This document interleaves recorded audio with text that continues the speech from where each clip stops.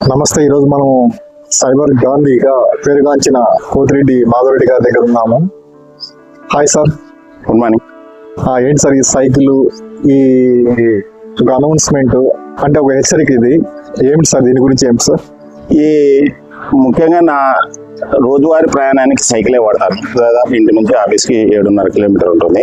ఎక్కువ భాగం స్లోప్ ఉంటుంది. పోయేటప్పుడు వచ్చేటప్పుడు ఖచ్చితంగా తొక్కాల్సి వస్తుంది. ఇది ఎలక్ట్రిక్ సైకిల్. అవసరం అనుకునేప్పుడు మాత్రమే ఎలక్ట్రికల్ కాంబినేషన్తో సైకిల్ తొక్కుతుంటాను. నార్మల్గా అయితే ఎక్కువ మంది మీరు బాగా గమనించారంటే ఒక వ్యవసాయదారుడు ఉంటాడు. మామూలుగా ఒక వ్యవసాయదారుడు, రైతు ఎప్పుడు ఎక్సర్సైజ్ చేయడు, కానీ తన ఎక్సర్సైజ్ పనిలో భాగంగా జరుగుతుంది. అట్లనే కూలీ ఎప్పుడు ఎక్సర్సైజ్ చేయడు, ఎక్సర్సైజ్ తన పనిలో భాగంగా జరుగుతుంది. అదే ఈవెన్ సినిమా హీరో కూడా ఎందుకు ఎక్సర్సైజ్ చేస్తాడంటే తన పనికి ఇబ్బంది అవుతుందని ఎక్సర్సైజ్. అంటే మనం చేస్తున్న పనిలో భాగంగా మనము ముఖ్యంగా అది అంటే పనిలో భాగంగా మనం తీసుకెళ్ళగలిగితే ఏ పని చేసినా కానీ అది కంటిన్యూ చేయగలుగుతాం. లేకపోతే జిమ్కు సంవత్సరం ఫీజు కట్టి ఒకటేసారి మానేసుకుంటాం. లేకపోతే వాకింగ్ రోజు పోతుంటాము, ఓ రోజు వర్షం పడుతుంది, ఇంకా 6 నెలలు స్టాప్ చేస్తాం. సో ఏదైనా కానీ, సో నేనైతే ఆఫీస్ ఖచ్చితంగా పోవాలి. నేను ఇప్పటికీ ఒక 10,000 కిలోమీటర్లు సైకిల్ కొట్టినాను. సాయంత్రం ఇంటికి వచ్చేందుకు బాగా అలసిపోతాను. పోయేటప్పుడు అంటే ఎక్కువ స్లోగా ఉంటుంది ఇబ్బంది.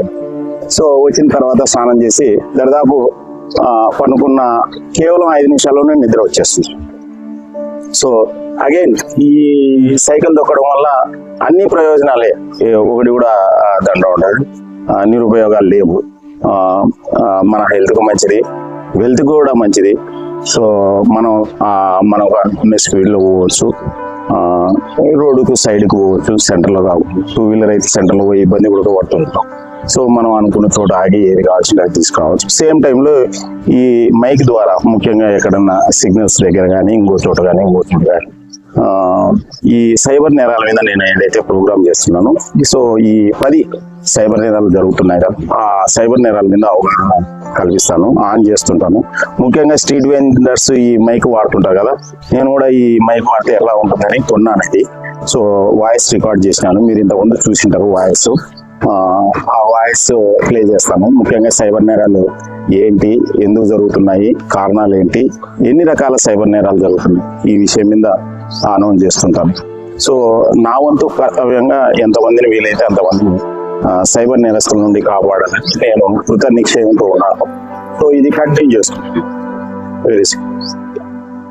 చాలా గొప్ప ప్రయత్నం సార్. మీరు సమాజానికి అవేర్నెస్ చేయడం అనేది చాలా సంతోషదాయకం సార్. ధన్యవాదాలు సార్. Thank you.